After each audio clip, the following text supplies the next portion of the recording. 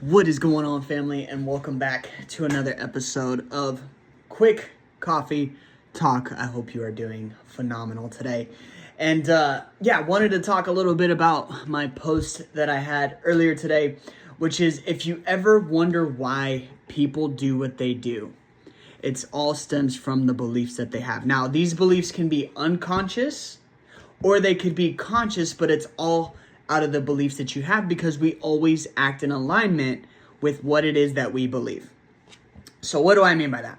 Well, let's just say you're somebody who wants to lose a bunch of weight, but you've had a ton of failure in the past. I mean, you've done all of the diets that you could possibly think of, and you're starting this new one, and you're having some success and you're weighing it. It's like, oh, it's continually going down, and then all of a sudden you have a day where the scale goes up.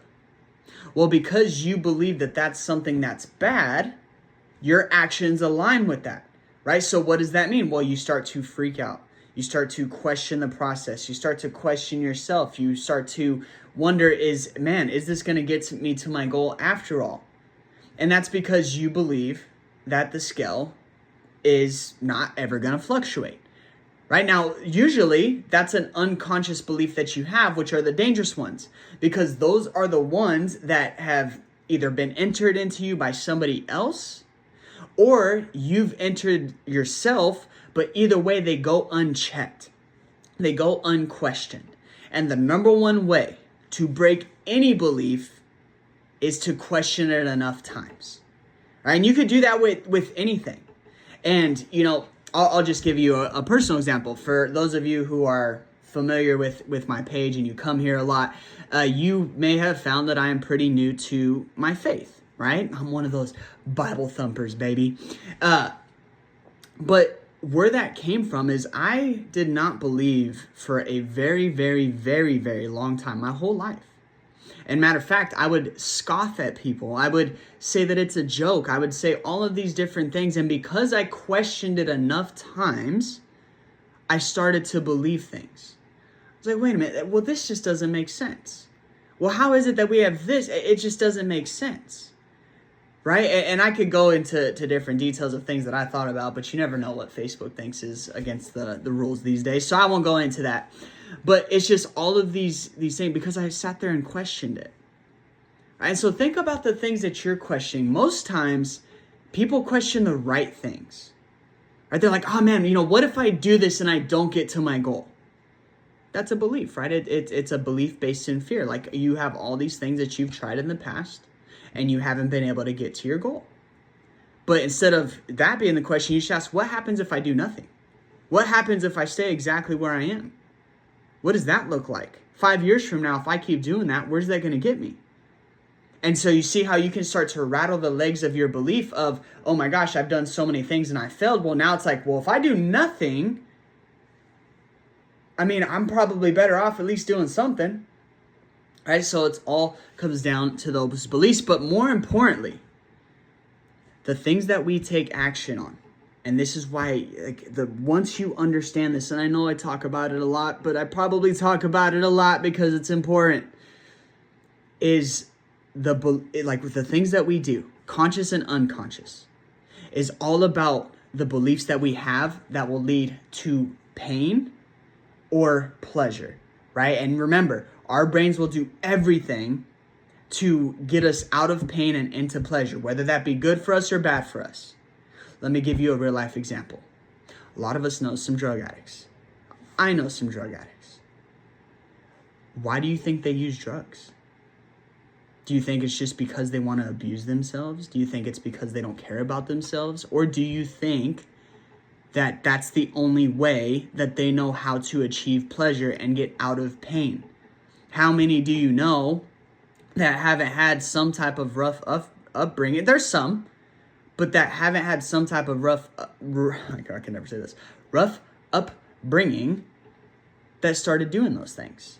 There's usually something that happened during their life that caused them to want to run away from pain and get into pleasure. And the only way that they knew how to do that was to go to a different dimension using those things.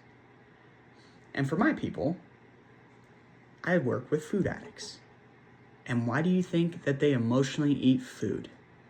And why do you think that it's junk food and sugar? Because they're not exactly emotionally eating broccoli and steak or chicken or anything else that's good for them. They are emotionally eating sugar and junk food. Why? Because it gives them a dopamine response. The only problem with that dopamine response is once you spike that dopamine, what goes up must come down. And so now you're relying on all of these other outlets, and you can't even rely on your natural dopamine systems, which is why people keep partaking in it. And then not only that, but your tolerance builds up. Doesn't that sound pretty familiar? Maybe like drugs or something? But I digress. So understand that the actions we take, conscious or unconscious, are based on our beliefs. But it's also based on our beliefs of what will lead to pleasure and away from pain. And you got to make sure that those are the right things, and you got to question these things. All right, so I'll give you one last example because this video is getting long. I don't care. I'm going to take my time because you know what?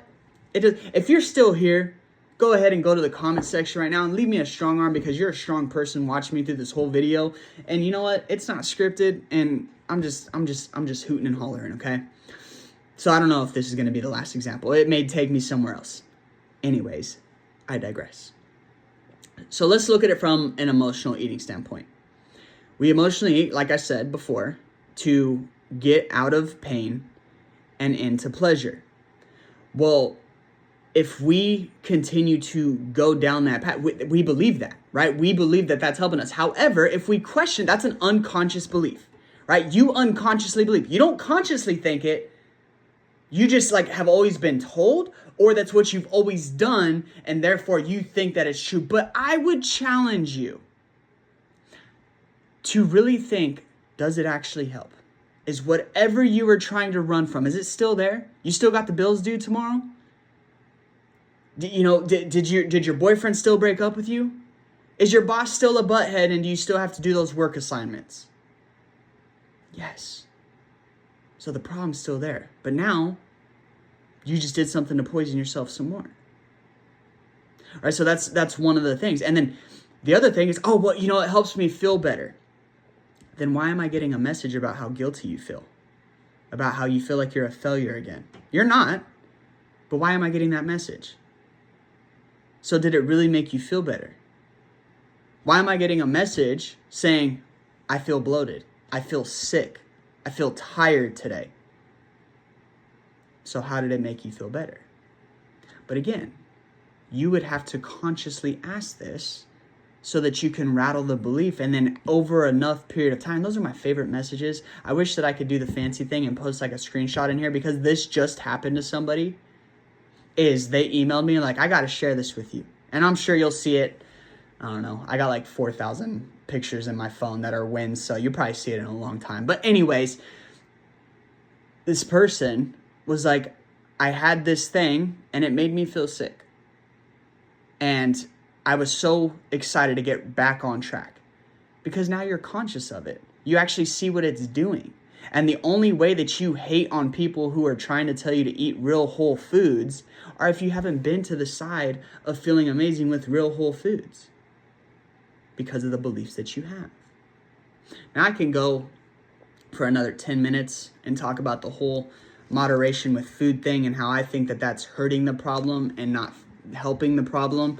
And when people talk about anything in moderation, they're talking about ho-hos and fake food and then we wonder why we have such a problem with our dopamine system, right? Because that's what we do, right? Let's think about it. Social media. Why are some people addicted to social media? Because they get likes. I don't do these videos for likes. Thank God I don't. Because sometimes you guys like them and comment on them, and then sometimes nobody likes or comments on them. And if I was doing it for a dopamine response, think about what would happen to me. So it's the same thing for our food. A lot of times when we give into emotional eating or when we give into certain things, something else is missing in our life. We have to find what that thing is. But it all starts with don't think that you're random. Don't think that you're broken. Everything that we do is because of our belief systems. The action we take is because of our belief systems. But we'll always take action in the direction of what we believe doesn't mean it's true, will get us out of pain and into pleasure. So I love you guys. I appreciate you guys. I'll talk to you later.